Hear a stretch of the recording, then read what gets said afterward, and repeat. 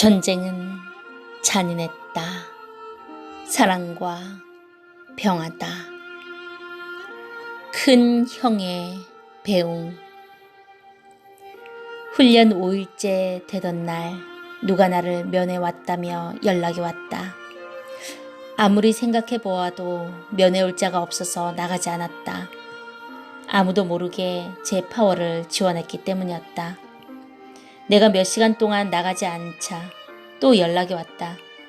나는 애인도 없고 펜팔 여인도 없는데 누가 나를 면회 왔을까 생각하며 결국 나가보았더니 정문 초소에 큰 형인 인석 형이 와 있었다. 가볍게 인사를 하고 어떻게 알고 왔냐고 했더니 집에서 갑자기 연락받고 지금 온 것이라고 했다. 귀신이 곡할 노릇이었다. 아니, 어떻게 알게 되었지? 예수님이 꿈에 나타나셔서 어머니에게 알려주기 전에는 알 수가 없는데 어떻게 알았는지 정말 궁금했다. 부대에 나와 큰형과 잠깐 여관에 들어갔다. 들어가자마자 나는 책망을 받기 시작했다. 왜 베트남에 또 가느냐고, 왜 지원을 했느냐고, 베트남에 무슨 여자라도 사귀어 놓고 온 것 같이 생각하며 신문하듯 했다. 화가 났는지 내가 대답할 겨를도 없이 여러 가지 말로 꾸짖었다. 결국 나는 속에 있는 말을 했다. 1차 파월되어 베트남에 있을 때부터 제 파월을 계획했다고 했다. 큰형은 절대 하나님의 뜻이 아니라고 말하면서 당장 취소하라고 했다. 제 파월은 의무가 아니고 네가 지원하는 것이니 네가 안 가겠다고 사유서를 제출하면 안 갈 수 있다고 빨리 취소하라고 했다. 3일 있으면 훈련이 끝나고 떠나게 되니 속히 서둘러 행하라고 했다. 이미 다 알고 왔다고 말했다. 그리고 고향에 계신 어머니가 집에서 끙끙 앓아 누워 계신다고 말하며 빨리 취소하라고 했다. 어떻게 아시고 어머니가 앓고 있느냐고 못 믿겠다고 하니 네 동창 태용이가 여기서 훈련받다가 신체 검사에서 떨어져 휴가로 집을 거쳐 가게 되었는데 그때 어머니에게 이야기하여 알게 되었다 했다. 그제야 동창 태용이 때문에 알게 되었음을 알게 되었다. 그래도 나는 베트남에 가겠다고 말하니 왜 사서 죽음의 길을 가느냐고 갖은 큰 소리를 지르며 나를 책망했다. 네가 알다시피 육군 본부에 내가 아는 장성이 있지 않느냐. 네가 베트남에 가지 않겠다고 포기 서류를 내도 처리가 안 되면 내가 즉시 이야기하여 도와주라고 이야기할 테니 빨리 제출해라 했다. 나는 형에게 내가 베트남에 다시 가는 것은 하나님의 뜻이라고 말하고 면회 시간이 끝나가니 들어가 봐야겠다고 말했다. 또 첫 번째는 국가에서 보내서 갔지만 두 번째는 내가 지원해서 가는 것이라고 말했다. 큰형은 나의 마음을 더 이상 꺾을 수가 없었기 때문에 포기하고 마지막으로 부탁할 일이 없느냐고 하기에 신구약 작은 성경책이 필요하다고 말했다. 훈련을 다 받고 나면 열차를 타고 청량리 역을 거쳐 부산으로 가서 베트남으로 떠나게 되니까 청량리 역을 지나갈 때 큰형이 역에 나와 있으며 만날 수 있으니 그때 만나자고 했다. 형은 서울에 살기에 약속하면 다시 만날 수가 있었다. 형은 할 수 없이 나를 위해 두 무릎을 꿇고 하나님의 뜻대로 해달라고 하며 동생의 생명을 지켜달라고 눈물로 간구했다.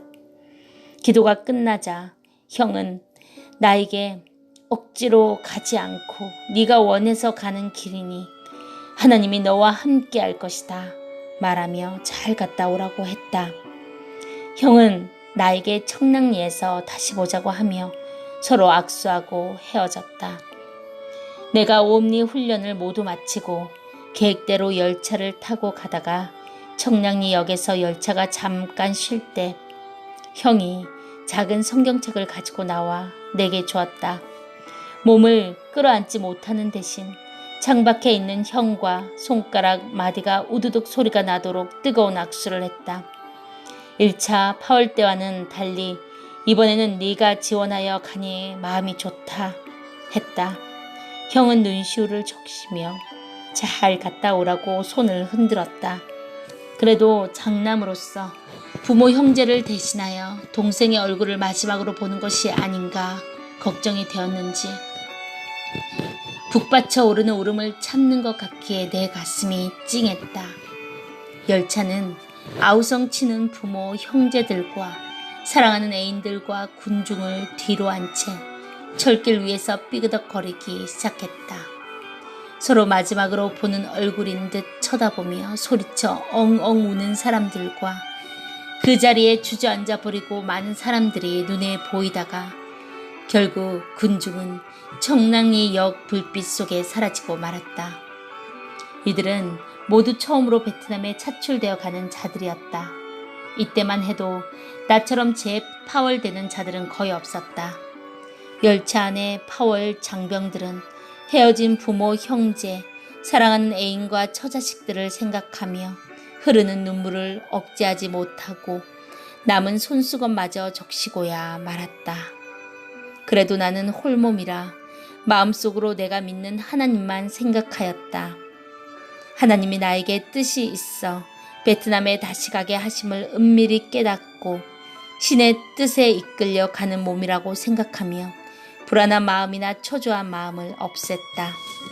부산항에 도착하니 베트남 나트랑 항으로 가기 위한 군 수송선이 대기하고 있었다. 파월 장병들은 부산 시민들의 환송을 받았다. 육군 군악대들의 웅장한 악기 소리는 듣는 이의 가슴을 뭉클하고 찡하게 하며 파도처럼 출렁거리게 했다. 반복되는 군악대의 연주는 또다시 돌아오마 부산항아였다. 용기를 주고 희망을 주는 노래였다. 모든 환송 행사가 끝나자 우리가 탄 배는 백고동을 울리며 푸른 바다를 힘차게 밀어 높은 파도를 헤치면서 베트남 전쟁터로의 항해를 시작했다. 아멘.